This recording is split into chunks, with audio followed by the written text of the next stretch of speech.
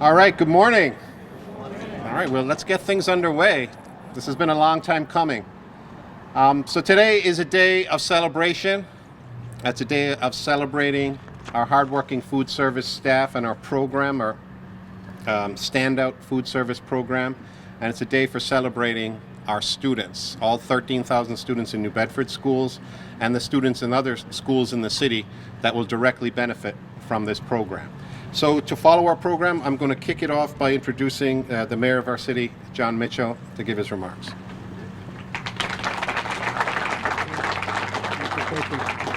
All right, thanks everybody. I suspect everyone here, like me, has been driving by this place for a while and has been saying, oh, that's starting to look pretty sharp.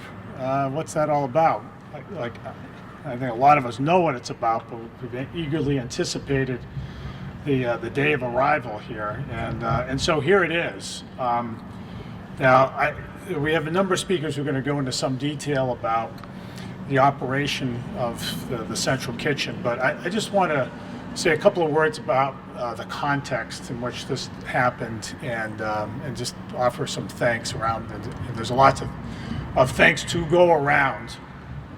So, for many, I mean, we have had, we still might qualify in this way, I'm not sure, but for a long time, at least up until recently, New Bedford had the oldest stock of public schools in the state. And then even after the newish middle schools were built, we still had the oldest stock of elementary schools in the state.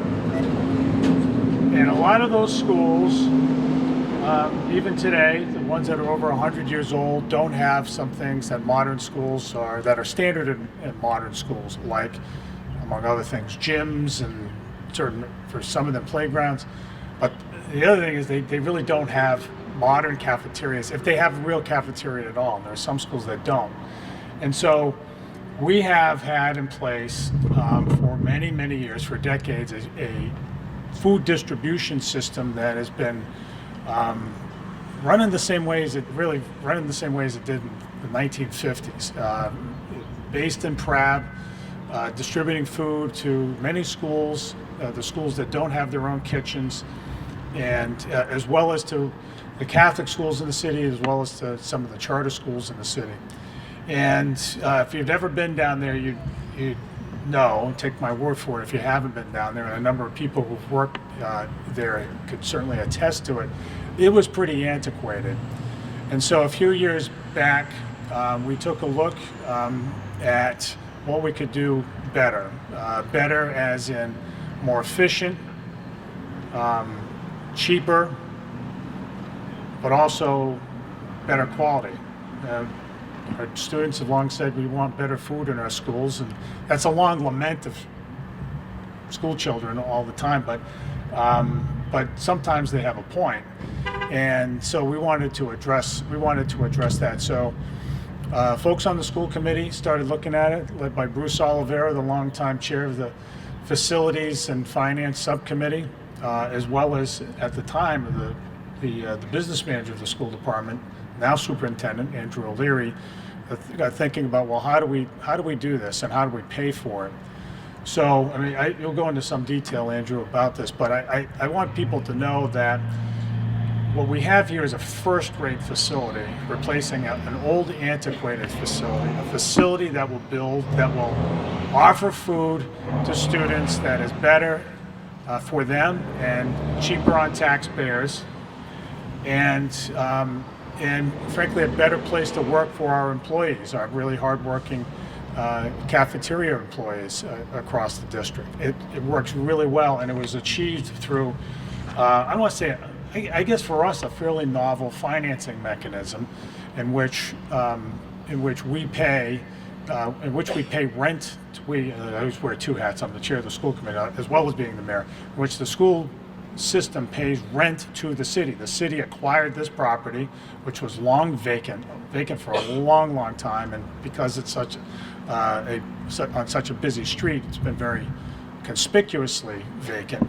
The city bought it, the city rents it to the school district pays rent through payments it gets from the federal government for its school lunch program, so it's really a pass-through from the federal government. So again, not imposing on city taxpayers, which is a good thing. And so voila, here's how it happened. The city went out and borrowed, issued debt for it, issued bonds, and so the money from the school department, or passed through the school department from the USDA, pays for effectively the acquisition and the upgrade of the new building.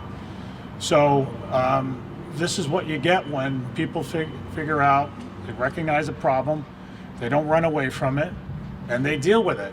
And so the upshot, the real bottom line is, students in our schools are going to be better fed. And when they're better fed, they can learn better.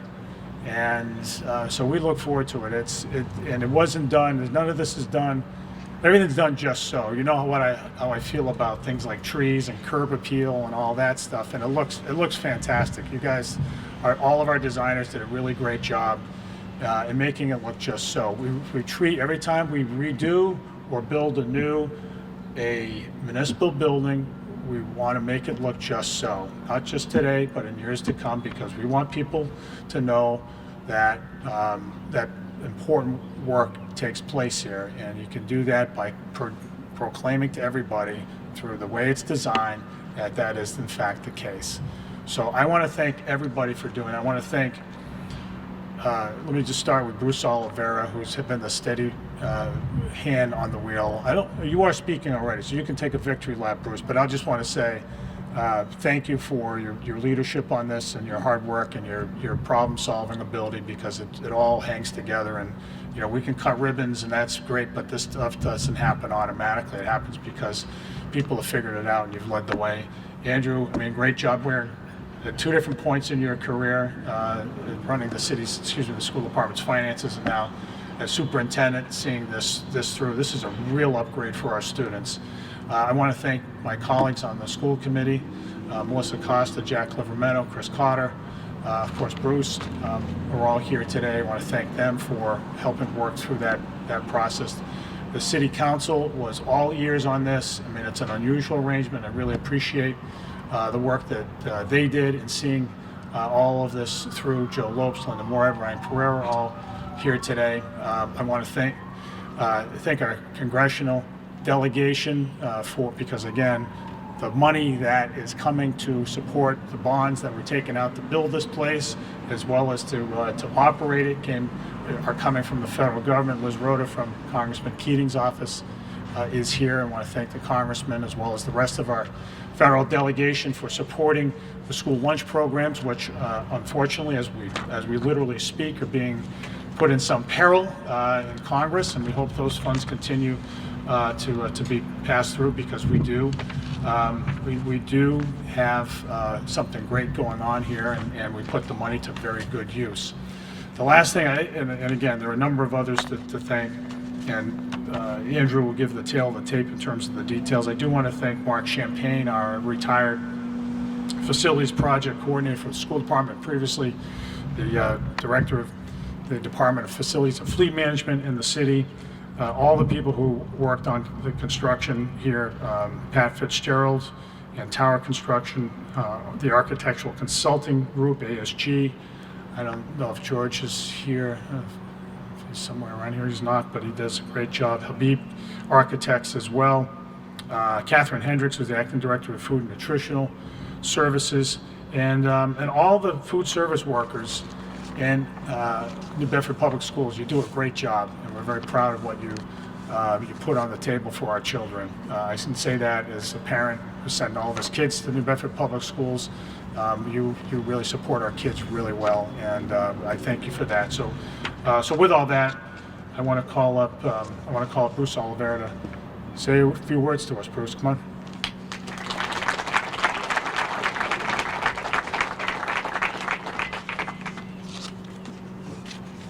Things alive. Thank you.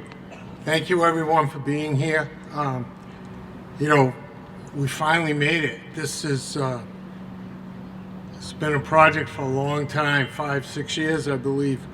I was going to recognize the mayor, but we've done that. And my colleagues, Colleen's in the back there, and Melissa and Chris and Jack Livamento. I said Colleen. I said that first. Okay, thank you. Councilors Morad, Lopes, Pereira, appreciate you coming. The entire culinary staff, Superintendent O'Leary, Darcy, and our main speaker of today, Fernando. You'll all get to meet Fernando. Thank you to Tower Construction, Don Veloso of ACG, Scott Bancroft of Habib Associates, Mark Champagne, Dr. Rabinovich, all of the city departments, DPI, etc., for all helping us get to this point. Most of all, I want to thank, and I am old, so there's a couple of names here you may not recognize, but Nancy Cavallo, Rob Shaheen, and currently Kathy Hendricks, names of past and present food service directors, and the entire culinary teams of dedicated people for their tireless efforts to successfully prepare hundreds of thousands of meals, hundreds of thousands, in the basement of Pratt, or to me, my high school, class of 71, in less than ideal conditions. And for the counselors that have taken the time to go, I think there's no argument they were less than ideal conditions. For the children of New Bedford area and schools, and as the mayor mentioned earlier, we don't just supply New Bedford Public Schools. There's parochial schools, some charter schools that we also supply as part of the federal food program. This building is, as I said earlier, the culmination of about 6 years of planning and construction. It's also been a cooperation and innovation between the school department, the mayor's office, and the city council. As the mayor stated earlier, the financing arrangement was different, but it works well for the schools and it works well for the city of New Bedford. I'm not the world's greatest speaker, that's okay. But it is my honor to have been part of the team that is finally able to give these people the workers that we have a dignified, state-of-the-art facility in which to accomplish their mission. Also, ironically, this facility's cost to the taxpayers of New Bedford is zero. Okay, thank you. We used one-time ESSA funding for a large percentage of this, and we used our federal USDA food program funding to construct and outfit this building. Our federal USDA food program, as the mayor had mentioned earlier, we've signed a 20-year lease with the city of New Bedford, and the rent will pay for the entire cost of the bond taken out by the city so that we could do this project. Finally, you know, it's been a labor of love. It's great to see this place. I can't imagine the good things they're going to be able to do, but I can't thank the food staff enough for the work they do on a daily basis for the children, and I hope this facility will make their daily tasks more manageable. I want to thank you all for being here. Thank you very much.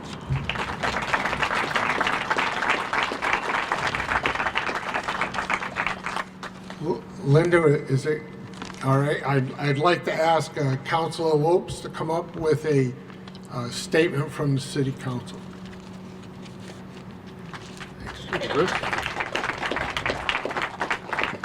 I will be super brief because I know you want to get to Andrew and the final speaker, but I remember over 20 years ago when I was a teacher in Bedford Public Schools how hard the ladies and the men worked in food service.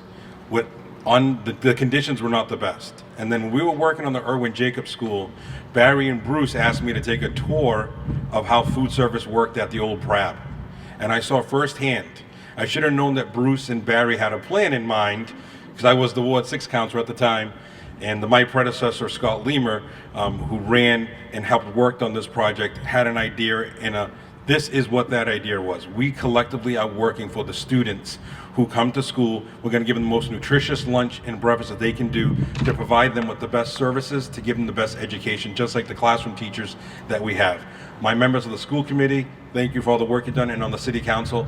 Linda, you've been here from the very beginning of this. Ryan, you, myself, and the other counselors, we've all collectively worked together for a project that blends the school committee as well as the school department and the city all together in one. We are able to work together, we can work together, and we will all look forward to working together.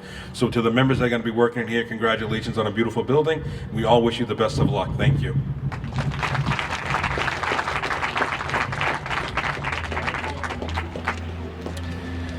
All right, so it falls to me in my role as superintendent just to add some additional details. So my friend and colleague, Deputy Superintendent Darcy Youngs, has a great saying when we talk about teaching and learning and student learning. She says, we can do hard things. We can do hard things. And we have to remember that constantly in every facet of our work. We can do hard things. And this building, this project, is evidence of that. And when I think back of how this project came about, there really are some important steps to recognize and folks to recognize. I want to recognize the EOS Foundation. Do we have the EOS Foundation here? And Ms. Silbert and Christy can't be here, but the EOS Foundation, they really understand the science of food service and school nutrition. And it really is a subset of education that gets overlooked. I think sometimes we think it's just something that happens or doesn't happen, and maybe schools could do without it. And we forget that this has been around, school nutrition has been around for over a century. It's been a key part of our nation's schools for over a century. And it is very sophisticated. And the food service workers, ever since we got the EOS Foundation report, and then ever since we started consulting with the community, and we have the a round of applause for the New Bedford Coalition to Save Our Schools, folks who are here, who pushed for a better conversation on school nutrition. Ever since we started that, the demands kind of rolled on our food service staff. And so this isn't just about taking and serving food or prepping food. There's nutrition guidelines, there's kitchen operation guidelines, there's qualifications, there's certification. This staff is remarkable. Our employees are remarkable. The food service staff we have are larger than some districts. Their budget is larger than some districts. And so this is truly a long overdue that we're undertaking this effort. And here's the thing, this is going to grow. We are going to be able to serve more members of the community. We are going to be able to operate more hours during the day, and we are able to expand to new schools, and we can be assured we can sustain. Because if it wasn't clear, it's very true, that building that we had was not sustainable. This building is going to sustain for 30, 50 years and just continue to grow. But most important above all that are our students, of course. And our students rely on and give feedback on. Sometimes in the back of my car, they give feedback on as I pick up my kids on our school lunch program. And a lot of it is positive, but it's positive about, let's say, French breadsticks or pizza, and then not so positive about when we're trying to push nutrition, key nutrition and veg, etc. But we can hear directly from one of our students. I'm going to invite my friend Fernando up to give some comments, but I'm going to grab a chair. Fernando, so you come up here.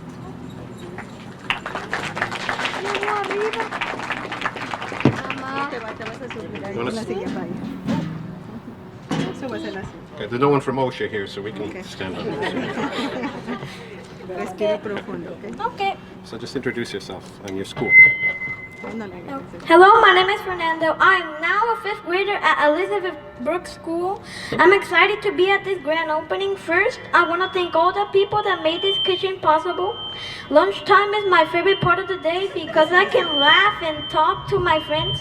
And now it will be better because the food will be fresh and healthy. Finally, I want to say something important for me and many families.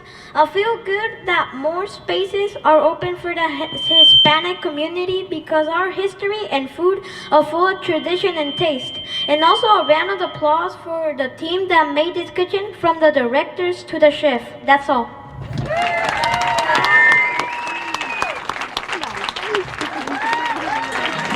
All right, don't go away. Don't go away. I have one more job for you. So Fernando and some of our staff and anyone else we can fit in, we just want to get the ribbon cutting going. All right, you're going to cut the ribbon. And then if folks want to hang around, we will be able to give tours, small group tours of the facility, because it really is a remarkable facility. The cafe here in front, and then what's behind is really cutting edge in how we prepare food. So you're really going to learn something today if you take the tour. So again, thanks everybody for coming, and let's get ready for the ribbon cutting.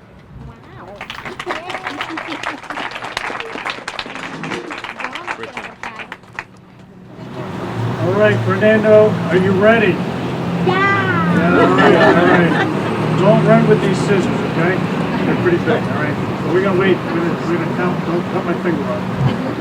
All right, we'll do it on 3, all right? All right. You ready? Yeah. Ready? We're doing on which number? Today. All right. Okay. All right. Ready? Okay. 1, 2, 3.